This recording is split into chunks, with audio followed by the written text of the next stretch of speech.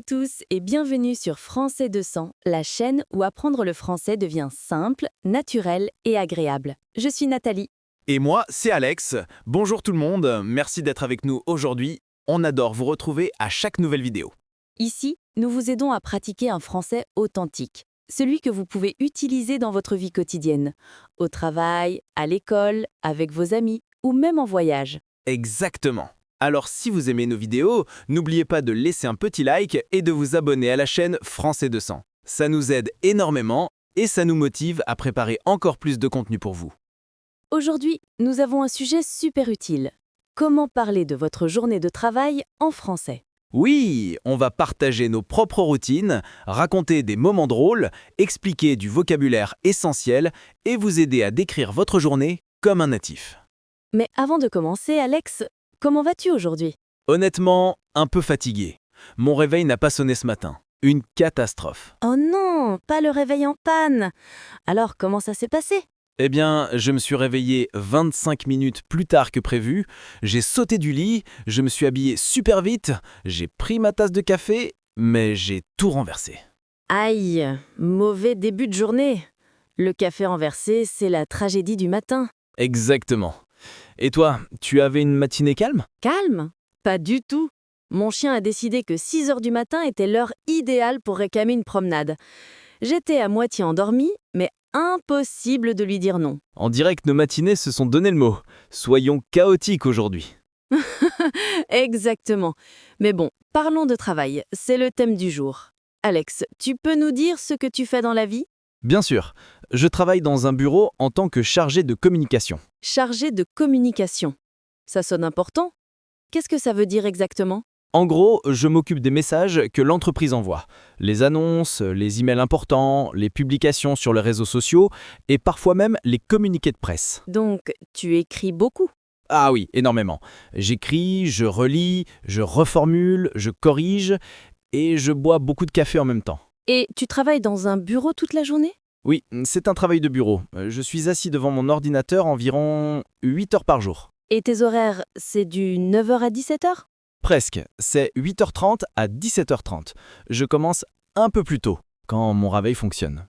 D'accord. Alors, raconte-nous. Quand tu arrives au travail le matin, que fais-tu en premier ? Je commence toujours par saluer mes collègues.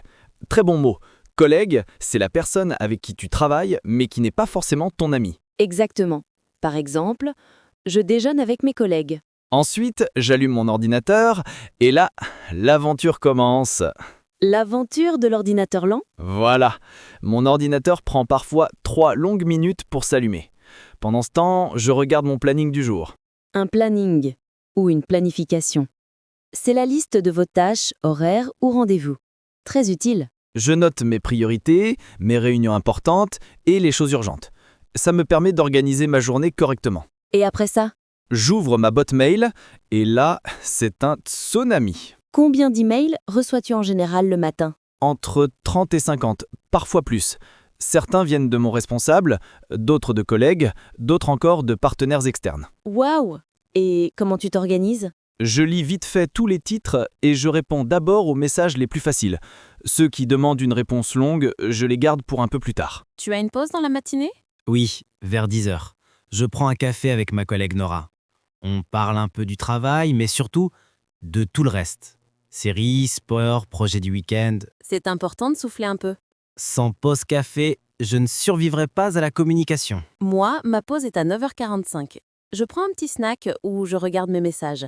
Ça me donne un boost d'énergie. Après la pause, je commence les choses sérieuses. La rédaction de contenu, les réponses aux demandes importantes et la préparation de publications. Et tu as des réunions le matin ? Très souvent, on a une réunion d'équipe tous les jours à 10h30. Notre chef nous donne les infos importantes, les objectifs du jour et les retours des clients. Vous faites ça debout ou assis ? Assis. Mais parfois, j'aimerais qu'on fasse une réunion debout pour éviter de s'endormir. Et comment sont tes collègues ? Sympa ? Dans l'ensemble, oui. On s'entend bien, on rigole souvent. Une bonne ambiance, ça change tout dans un travail. C'est vrai, quand les collègues sont gentils, la journée passe plus vite. Vocabulaire à retenir. À collègue, une personne avec qui on travaille. Un planning, un emploi du temps, l'organisation de vos heures et tâches. Rédiger. écrire un texte de manière professionnelle. Une réunion, un moment où plusieurs personnes se rencontrent pour discuter du travail. Une pause, un moment où on arrête de travailler pour se reposer. Rebonjour à tous! Merci de rester avec nous sur Français 200, votre chaîne pour apprendre le français de manière simple, naturelle et amusante. Alors Alex, on a bien parlé de la matinée. Maintenant, continuons avec l'après-midi. C'est là que les choses deviennent vraiment intéressantes. Oh oui, l'après-midi au travail, c'est un mélange parfait entre concentration, fatigue, imprévu et parfois même un peu de drame. Alors Nathalie, comment commence ton après-midi après le déjeuner? Eh bien, après le déjeuner, j'aime marcher 5 minutes de l'or. Rien de fou, juste un petit tour. L'air frais m'aide à rester réveillée, sinon je tombe dans le fameux coup de barre. Ah oui, le coup de barre. Très important ce mot. Le coup de barre égale quand tu te sens très fatigué juste après avoir mangé. Moi, ça m'arrive presque tous les jours. Je mange trop vite ou trop bien. Après cette petite marche, je retourne en classe. L'après-midi, mes élèves sont, un peu moins dynamiques. Un peu. Soyons honnêtes. Ils ont envie de dormir, non? Complètement. Mais j'ai mes astuces. Jeux rapides, mini-projets, dialogues improvisés. Ça réveille tout le monde. Excellent.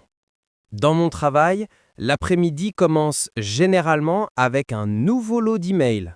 Encore, toujours. C'est comme si mes messages se reproduisaient pendant que je mangeais. Ça doit être intense. Dis-moi, est-ce que tes appels sont différents l'après-midi? Oui, le matin, les gens sont encore calmes. Mais l'après-midi, les problèmes deviennent plus sérieux. Parfois, je dois faire des appels vidéo avec des clients. Ça demande beaucoup plus d'attention. Les appels vidéo. Très bon mot à retenir. Appel vidéo égale communication avec caméra, comme sur Zoom ou Teams. Et tu es à l'aise avec ça? Oui, mais ça demande beaucoup d'énergie. Je dois écouter, observer l'écran, expliquer étape par étape. Et parfois, la connexion Internet décide de disparaître au mauvais moment. Ah oui, le drame de l'Internet. Moi aussi, ça m'arrive en classe. Ou alors, le projecteur qui ne marche pas, ou l'ordinateur qui se met à faire une mise à jour exactement quand j'ai besoin de montrer une vidéo. Ça, c'est une loi universelle. Les ordinateurs lancent des mises à jour au pire moment. Totalement. Alors, après tes appels vidéo, tu fais quoi? Souvent, je rédige un rapport. Un rapport, pour rappeler les amis, c'est un document écrit qui résume les tâches, les problèmes, les solutions. Par exemple, j'ai aidé 23 clients aujourd'hui et j'ai résolu 18 problèmes. C'est très précis. Moi aussi, j'ai des sortes de rapports. Suivi des élèves, exercices terminés, comportements, notes. Et tu as souvent des échéances? Oui, et ce mot est très important. Une échéance, c'est un délai, une date limite pour terminer un travail. Si je ne respecte pas l'échéance, eh bien, le directeur n'est pas très content. Pour moi, chaque jour, je dois terminer certains rapports avant 16h30. Parfois, je cours littéralement. Après tout ça, vient le moment du trajet, le fameux retour à la maison. Oui, un autre mot essentiel, le trajet, ou le commute en anglais. C'est tout simplement le temps que tu passes entre ton travail et ta maison. Moi, j'ai de la chance.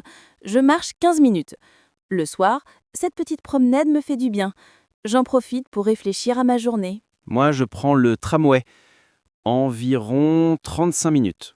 Parfois, j'écoute un podcast, parfois, je fais rien. Je regarde juste par la fenêtre, comme dans un film dramatique. Musique triste en arrière-plan? Exactement. Mais parfois, j'écoute des vidéos en français, oui, pour continuer à pratiquer. Et toi, tu penses à quoi en rentrant? Je pense au dîner, évidemment, ou à mes projets du soir. Et souvent, je me dis, ouf, une autre journée terminée. Ah, ça je comprends. Le moment où tu fermes la porte de la maison et où tu respires enfin. On en parle juste après, dans la partie 3. Oui, ne partez surtout pas. Dans un instant, on vous raconte notre soirée, nos astuces pour se détendre après le travail et on fait un grand récap de vocabulaire. À tout à l'heure. Et voilà, on arrive à la dernière partie de notre vidéo. Merci d'être toujours avec nous sur Français 200. Maintenant, on va parler du moment préféré de beaucoup de travailleurs, la soirée après le travail. Oui, ce moment magique où tu fermes enfin ta porte. Tu enlèves tes chaussures et tu dis « Je suis chez moi ». Alors Nathalie, dis-nous, comment commence ta soirée quand tu rentres à la maison? La première chose que je fais, c'est me changer. J'enfile quelque chose de confortable. C'est comme dire à mon cerveau « Stop, la journée de travail est terminée ».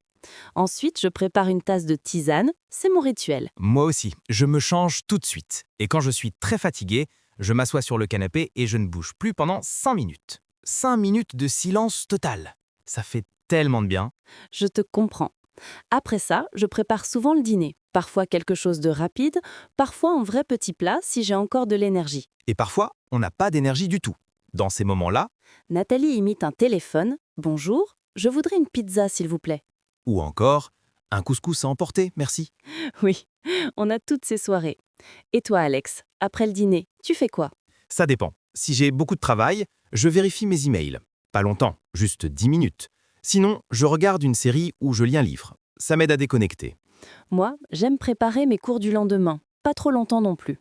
Ensuite, j'appelle un membre de ma famille ou je regarde une vidéo relaxante. C'est ma façon de dire « la journée est vraiment finie ». Et il y a un autre moment important de la soirée, le moment où tu repenses à ta journée. Tu sais, ce petit bilan mental. Oui, je me demande souvent « qu'est-ce que j'ai bien fait aujourd'hui ?» Qu'est-ce que je pourrais améliorer demain? Ça m'aide à avancer sans stress. Moi aussi, je le fais parfois, et j'ai remarqué une chose. Même quand la journée est difficile, il y a toujours un petit moment positif. Une discussion, un sourire, une réussite, un problème résolu. Exactement. Et ça fait du bien de s'en rappeler. Et le sommeil alors? Tu es du genre à te coucher tôt? Alors j'aimerais, mais non. Je me couche vers 23h30. Et toi, Nathalie? Entre 22h30 et 23h. Ça dépend si je me perds sur YouTube. Ah, l'ennemi numéro 1 de ceux qui veulent dormir tôt. Juste une vidéo, puis une autre, puis 3h du matin. Exactement. Bon, maintenant faisons ce que les abonnés adorent. Le récapitulatif de vocabulaire. Prêt? C'est parti. Mot numéro 1, collègue. Les personnes avec qui tu travailles. Exemple, je mange avec mes collègues le midi.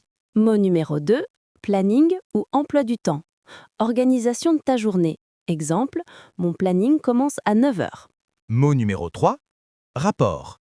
Document écrit qui résume un travail ou des informations. Exemple, je fais un rapport de mes appels chaque après-midi.